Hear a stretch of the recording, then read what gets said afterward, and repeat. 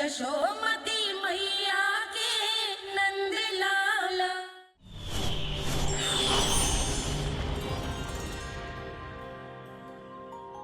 श्री नारायण के वाहन पक्षीराज गरुड़, मैं संपूर्ण सर्प जाति की ओर से आपसे एक निवेदन करने आया हूँ। कहिए, क्या कहना चाहते हैं आप? हे पक्षीराज, यदि आप हम पर ऐसे ही आक्रमण करते रहे तो शीघ्र ही हमारी प्रजाति समाप्त हो जाएगी। इसीलिए हमारी आपसे विनती है, यदि आप उचित समझें तो सर्पों के किसी एक घर से हम आपको एक सर्प प्रतिदिन अर्पित करेंगे। आप उसको आहार बनाइए और अन्य सर्पों को जीवित रहने का अधिकार दीजिए। मुझे स्वीकार है। तब से प्रतिदिन किसी एक घर से एक सर्प गरुड़ के भोजन के लिए भेजा जाने लगा। समय के साथ मेरे घर की भी बारी आई, परंतु मैंने एक बहुत बड़ी भूल कर दी।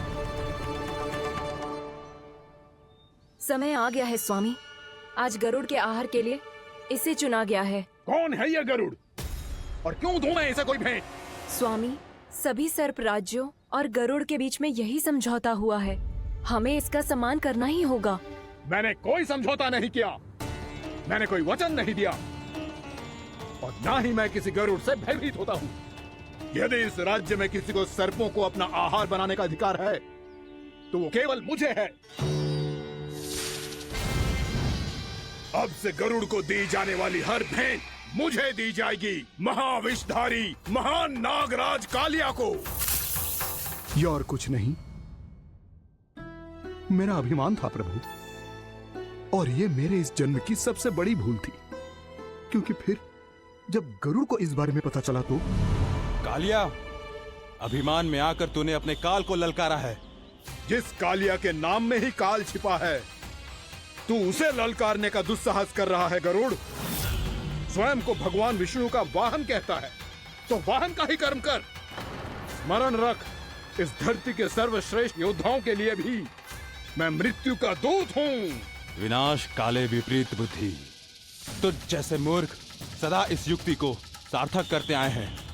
अपने विनाश को आमंत्रण किया है तो अब भोग।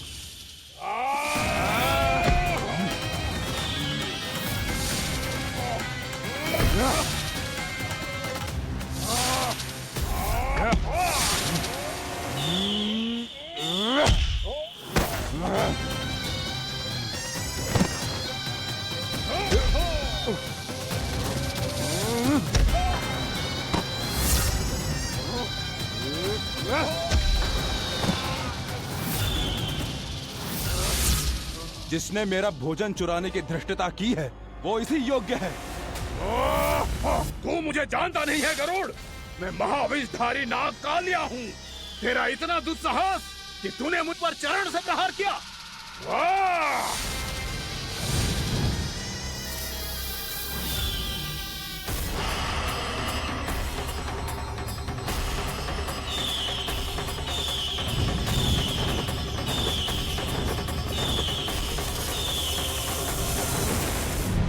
मैं अपने अभिमान में भूल गया था कि गरुड़ मुझसे कहीं अधिक शक्तिशाली है। इसलिए अपने प्राणों की रक्षा करने के लिए मैं एक स्थान से दूसरे स्थान भागने लगा। नदियां, पर्वत, यहां तक कि मैंने सागर भी लांघ डाला, पर मैं जहां भी जाता गरुड़ के रूप में मेरा काल वहीं आ जाता। इसीलिए मृत्यु की आशंका से भयभीत होकर मैं अपने बड़े भाई मां कद्रु के प्रथम पुत्र अनंत शेषनाग से राय लेने चला गया। भैया, मैं यहां आपसे आपकी सहायता लेने आया हूं। मेरी एक छोटी सी भूल के कारण यह गरुड़ मेरा पीछा कर रहा है। मुझे हर समय हर स्थान पे ढूंढते रहता है। यदि उसने मुझे ढूंढ लिया तो वो निश्चित ही मेरे प्राण ले लेगा। मुझे कोई ऐसा स्थान बताइए जहां मैं अपनी पत्नी और अपनी संतानों के साथ शांति से रह सकूं। तुम यमुना नदी के किनारे वृंदावन क्षेत्र में जाके वास करो कालिया। गरुड़ वहां प्रवेश नहीं कर सकता क्योंकि उसे ऋषि सोबरी का श्राप मिला हुआ है।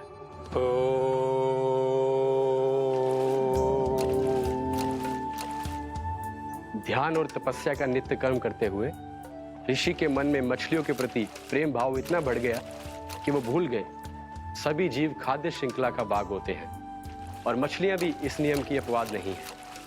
उन्हें मछलियों की अटखेली इतनी अच्छी लगने लगी कि वो इस क्षेत्र के मछुआरों को भी मछली पकड़ने की अनुमति नहीं देते थे।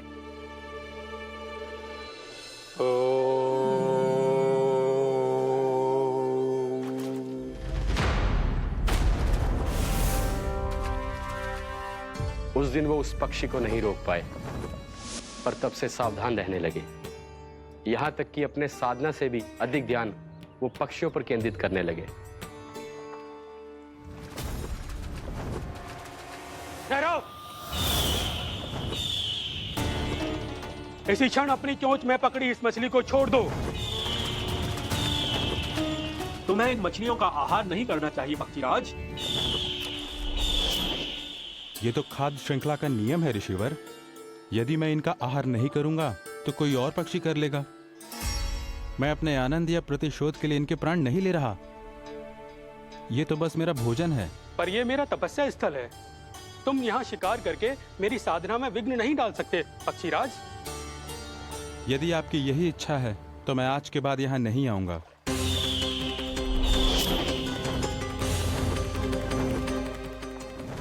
पर आज ये मछली मेरे आहार के रूप में पकड़ी जा चुकी है।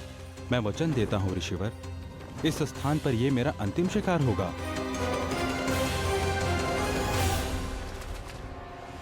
आज के बाद यदि तुमने वृंदावन की निकट उड़ान भी भरी तो तुम सैकड़ों टुकड़ों में फटकर मारे जाओगे पक्षीराज। ये मेरा श्राप है।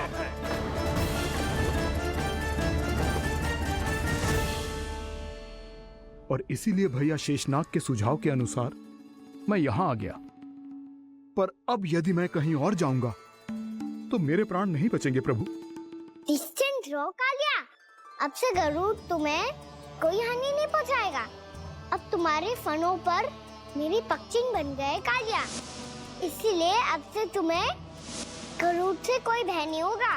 निश्चिंत होकर अपने परिवार के साथ गहरे समुद्र में चले जाओ और सुख से शांति से निवास करो।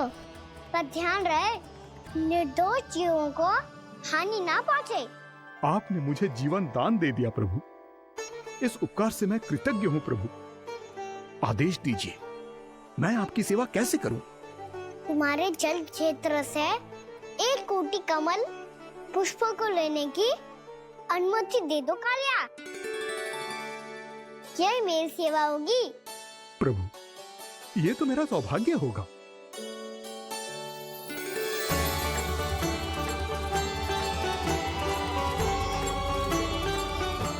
1 कोटि के स्थान पर हम 3 कोटि कमल पुष्प ले आए प्रभु।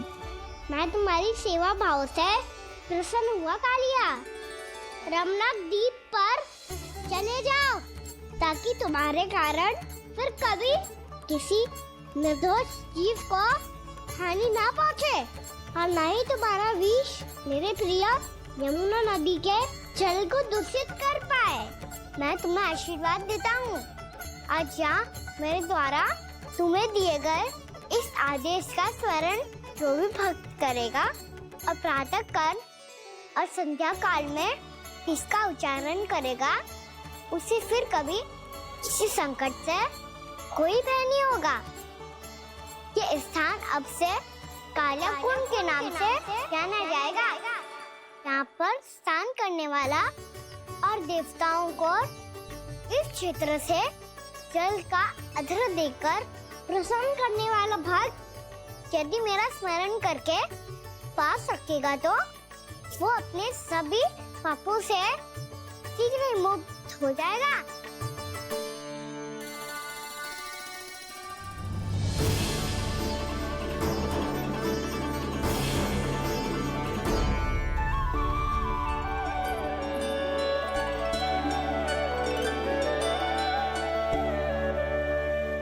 कौन है जी भगवान जिसने अभी अभी कालिया जैसे विशाल विस्तर का सामना किया?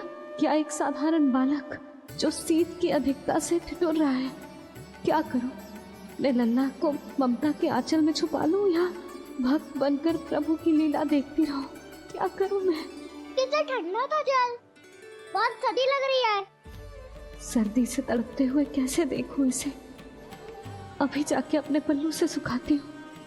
हृदय से लगा के स्नेह की आंच दूंगी तो सर्दी पल भर में छूमंतर हो जाएगी।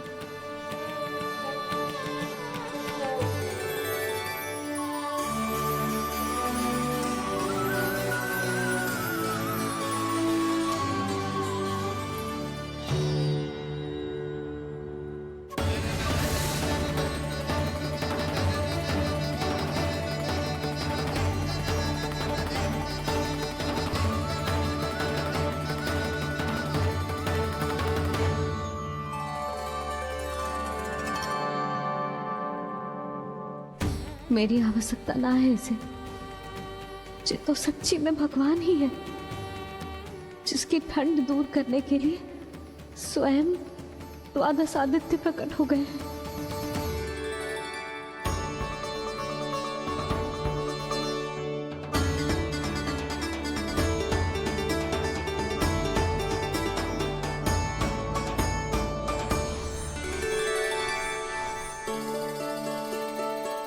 ये क्या किया आपने? मैया मुझे अपने हृदय से लगाने वाली थी कि आप सब प्रकट हो गए। क्षमा कीजिए प्रभु, पर आपको भीगा हुआ देखकर, ठंड से ठिठुरता हुआ देखकर हमसे रहा नहीं गया। हम अपने वश में नहीं थे प्रभु। भक्ति से भावुक होकर हम प्रकट होने पर विवश हो गए थे। हमारी किरणें जैसे स्वयं ही फूट पड़ी और दौड़ पड़ी आपको सुखाने के लिए। मैं आपका प्रेम, आपकी भक्ति समझता हूं आदित्यगण, और इसीलिए इस समय मैं जहां खड़ा हूं, इस स्थान को द्वादश आदित्य टीला के नाम से जाना जाएगा। द्वादश आदित्य टीला के नाम से जाना जाएगा। हम धन्य हो गए प्रभु। और कहाँ जा रहा है? जो गड़बड़ किया है उसे सुधारिए तो सही। प्रभु आज्ञा दीजिए। अपना दाब इतना अधिक बढ़ा दीजिए कि मुझे स्वेद आने लगे, ताकि मैया मुझे स्वेद में लीला देख के और भूल जाए कि मैं भगवान हूँ, और मैया मुझे अपनी गोद में उठा के ले जाए।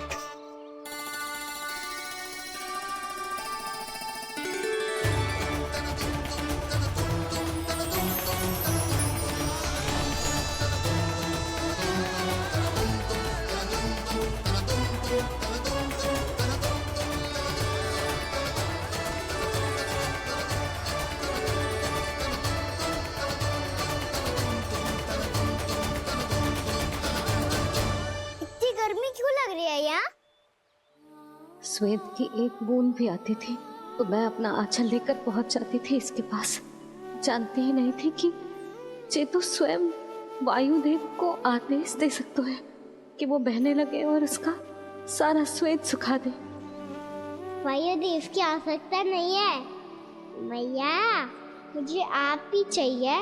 लगता है जिस बात का भय था वही सत्य होने लगी है।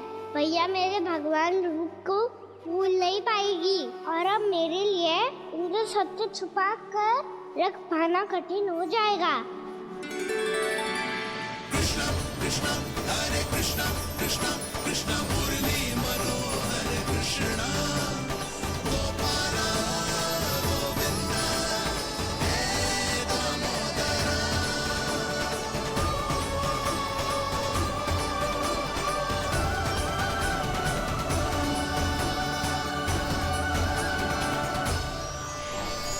प्रभु, आपके श्वेत से बने इस रसंगदान सरोवर का प्रणाम स्वीकार कीजिए।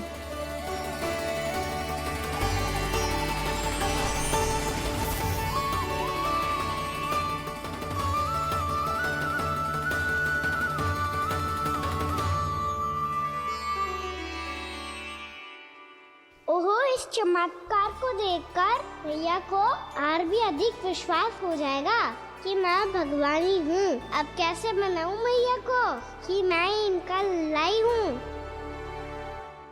बाबा है ना, अब तो यही सहायता करेंगे। श्री कृष्णा गोविंदा हरे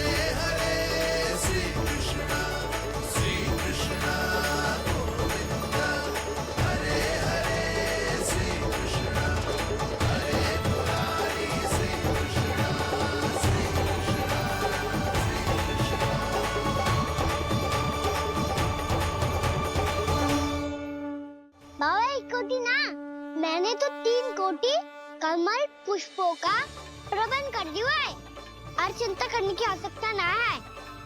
1 कोटि कमल के स्थान पर 3 कोटि कमल पुष्प मिल गए हैं। हाँ कान्हा, मैं उचित संदेश के साथ ये सारे पुष्प उस कंस के पास भिजवाता हूँ। महाप्रक्रमी कान्हा की जय। वृंदावन रक्षक कान्हा की जय। महाप्रक्रमी कान्हा की जय।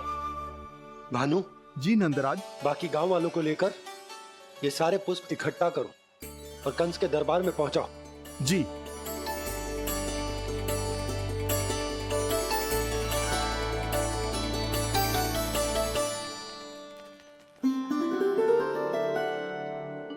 मैया, कौन हो तुम?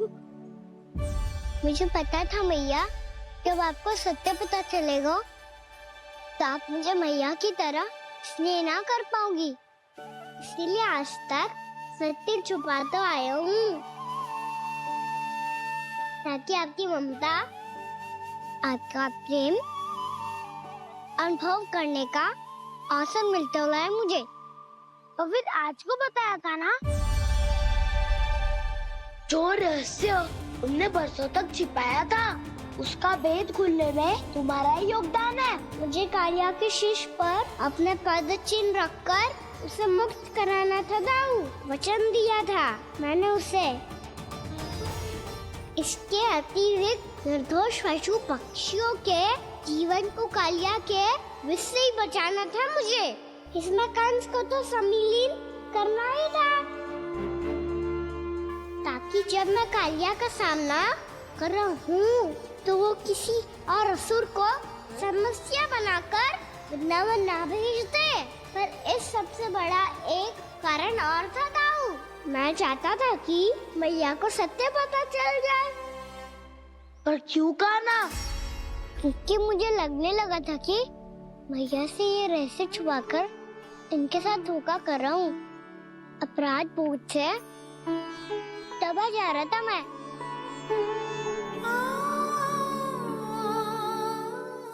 जो सत्य आपको, बाबा को, सभी को पता है, यहाँ तक कि मेरे सखा भी जानते हैं, वो सत्य मैंने मैया से छिपाया केवल इसी लोक में कि मुझे इनकी ममता प्राप्त होती रहे। पर ऐसा करके मैं अपने से निस्वार्थ प्रेम करने वाली मैया को धोखा दे रहा था। आप ही बताओ दाऊ, जो इस संसार में मुझसे सबसे अधिक भरोसा करता है, उसी के साथ छल कैसे कर सकता हूँ मैं? हाँ, मैं नारायण का अवतार हूँ, पर अपनी मैया का छोटा सा लल्ला भी तो हूँ।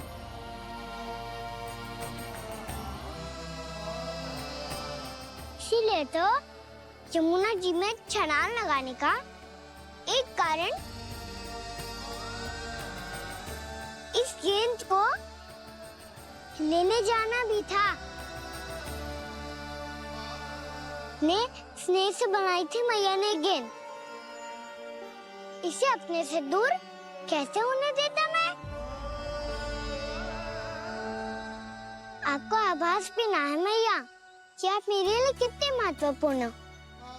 ये सत्य है कि सभी देवता, प्रकृति, भक्त, ये सब है मेरा ध्यान रखने के लिए, मेरी सेवा करने के लिए।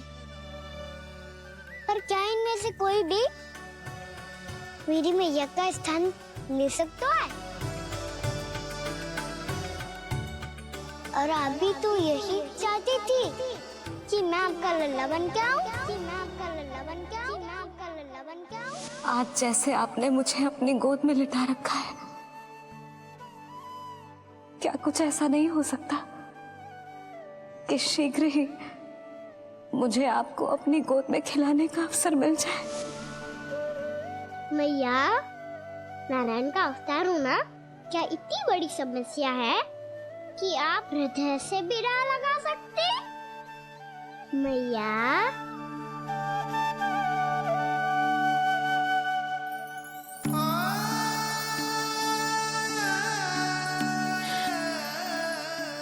मेरा कान्हा, मेरा लल्ला।